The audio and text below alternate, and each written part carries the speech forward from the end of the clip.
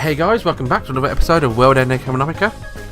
My name is Fuds, and let's carry on. I was about to tease her by mentioning how it's quite rare for her to agree with me, but in the end I kept my mouth shut. It's because that side portrait profile looks terribly sad. Looking to her visage, I remembering what Lisa had said. Lisa had wondered if perhaps Hagana had been bought with money. A girl who might have a past like that, agreeing sadly that God didn't exist, had a very deep impact. Uncomfortable in the silence, I'd veer the situation back towards talking. So, what was it like the place you're from? Eh? Weren't you born on Earth? What was the sky like? Was it something that, when you stared at it, would make you wonder if God lived there? Since Hagana apparently hid her origins even from Lisa, she probably wouldn't tell me anything related to where she was from. Thinking about that made me kind of want to ask. I really didn't have any knowledge of Earth other than through footage, so I never really asked anyone what the sky was like. Surprisingly, Hagana replied while looking at the sky.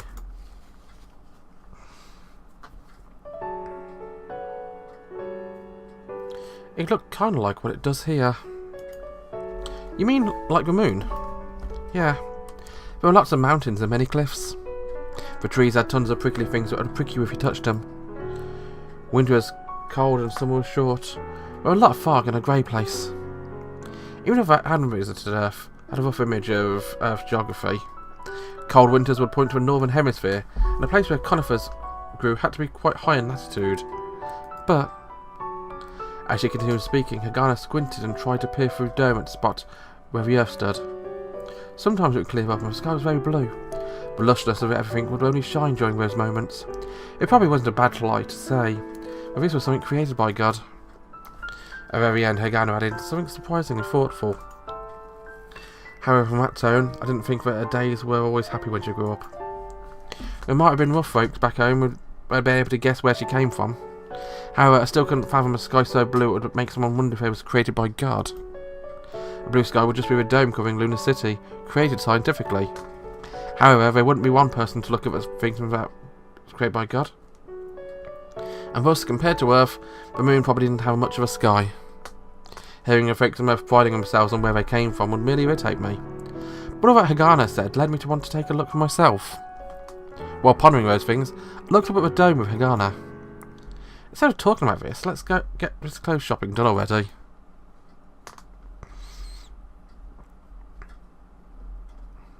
Hagana, however, looked back down and spoke to me officiously. For me, it felt a bizarre closeness to Hagana. It felt like being suddenly pulled out of a dream. Yeah. So, which store should we go to? She asked me with the usual cold gaze. Before I answer, why would you think I'd know the answer? Didn't you instantly find where those flowers would be? So why wouldn't you be able to find a clothing store? Isn't this obvious? Are you an idiot? That's what her forward eyebrows were saying to me. Going beyond answer, I replied contemptuously. Oh, it's actually so credibly phrased. However, a trifling small matter still remains. Why must I turn and seek out wonderful garments for your highness? Perhaps you could care to enlighten me on this matter. I have no idea what you just said. She returned my sarcasm with a cold tone and astonished expression. Please repeat it. And in that single phrase, I ended up having to acquiesce, being at a loss for words. Hagana was staring at me as if there were some bizarre person in front of her. Lisa, Hagana, we're sure we're a ton of annoying women around here. Alright, I got it. You're so annoying, sheesh. You got it? What did you get? I really got angry, but even I knew how embarrassing it was to yell at a girl in the middle of the street. I swallowed my words. Hagana looked at me with even more suspicious eyes. Ignoring Hagana, I took out my computer from my bag and turned it on. After a few seconds of booting, Hagana let loose a fully drawn arrow. What's this? Are you an idiot? True, I probably was the on-breeding an idiot. Looking at me, she shrugged and implied it was totally impossible to comprehend. I really wanted to make a quiet uncle someday, but couldn't figure out where to start. Running in my impotent anger, I searched for clothing shops while I was a servant. And then, like I stared at the computer screen, I realised the moment I made a quiet uncle might be coming up sooner than I thought. Here, I found it. Okay. Looking at Hagana nonchalantly answering me, I chuckled to myself. On a computer screen were an array of various shops that sold new clothes. I'd been thrown away with a white belt in Newton City on the cheap. There was one store that stood out amongst the rest. Lisa was probably talking about this store, I guess. As long as he used a magical word, Hagana couldn't say no. Over here! Leading Hagana, I went up the stairs and traversed an aerial corridor which spanned the shopping streets.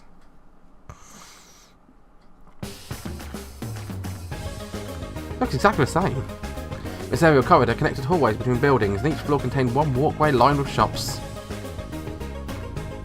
I stood in front of one shop as I looked down at a stream of crowds.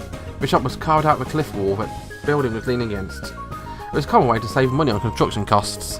However, what made me smile with satisfaction was I'd wagered that a shop wouldn't have this type of appearance. Fancy Mall Luna, magical fashion. The sign was written in a cringe-worthy font that would make most people faint. Inside a store were fantastic things that one would wonder why who'd ever actually want to try it on. It would be the antithesis of a math-loving Hagana clad in black head to toe. The store was full of apparel with polka dots and gaudy stripes, or dyed in colours that make most people's eyes bleed. On either side of the entrance was a mountain of red plastic hair clips and strange, seemingly useless wooded badges. Even the heavy Simon realised that all their goods were something profitable to someone, whether they were shipped from Earth or made with limited resources of the moon. I really felt the weight of the fact that not everyone doing business on the moon was an upstanding person. Just by peering into a shop, one could see many girls with their heads in the clouds. The black-clad Hagana was to step in here would be as a witch entered the premises. I was chuckling with the imagery when Hagana came to stop. I placed a hand on the door handle. I totally thought she would be intimidated. I was truly shocked at her composure. With that, Hagana opened the door and turned around to ask me, "What? You think someone like this would scare me off?" I ended up imagining that saying that to me when faced with a cold glare. However, this might still be her acting tough. Nothing? I answered and pretending nothing was wrong. I see. Looking forward to seeing what she buys herself, actually. And Hagana gave me an easy reply and went into the shop. But as she was about to close the door, she looked as if she'd forgotten something and turned around. "You're not coming?" "Huh? Didn't Lisa say to buy the clothes at the store?" "Yeah, but it isn't like I'll be able to shop." Might break in hives if I actually went into a store. After listening to me, Hagana looked back and forth between me and the shop and tilted her head. "Ben, I also want a shop where you'd be able to shop." "Huh? We'll be able to get a discount if we bought all the same place." Such a lively line made me pause, but I was more at a loss for words due to how terrible logical it was. In either case, it looked like my highness plan to make Hagana dress for an embarrassing pink and white polka dots wasn't going too well. You wouldn't believe how good it was to make me feel to see Hagana all embarrassed in front of such fancy clothing. Not wanting to lose a chance at enjoyment, I tried to make excuses. "No, well, but you see, I don't care if it's male clothing. If the clothes go with you, there'll be no issue if it's not working for me." Hagana, with a graceful looking face and slim hands and feet, stood up straight and proclaimed earnestly. That was no way I could form for a rebuttal. It was so bad I was able to imagine how she looked up dressed as a boy. I thought subconsciously that it wouldn't be all that bad. Yeah. I've been moaning and groaning about this and had gotten a lot of astonished looks from inside the store, so I decided to abandon my prank. Though Lisa would have enjoyed this prank too, if she had learned of my scheme. "So where are you going to shop?" I found a computer again and looked for a normal cheap clothing store. She truly was a tough customer. I was in the middle of searching for shops wearing my head when... "It's Hagana!" I heard someone call out. Looked up and turned in the direction of a voice. In the aerial corridor 2-3 floors below were a few people around Chris's age, who appeared to be elementary school students. They were full of excitement looking at us. What there? I was whispering to myself. The brown-haired girl I happened to make eye contact with got all bubbly, cupped her hands to her mouth and whispered to the kid next to her. "Friend of yours?" I asked Hagana and she replied quietly, "Students." "Oh. Goodbye, Miss Hagana." And the gossiping girls gave us big waves and smiles. There were, incongruously, two boys next to him who were struck dumb with amazement as they looked our way. The girls pulled the boys by the ears and brought them with them, disappearing into an alley by the building on the opposite side. "Huh, what's that?" I said, a little confused. When I looked at Hagana, I was even more surprised. She was waving back at him with a light smile.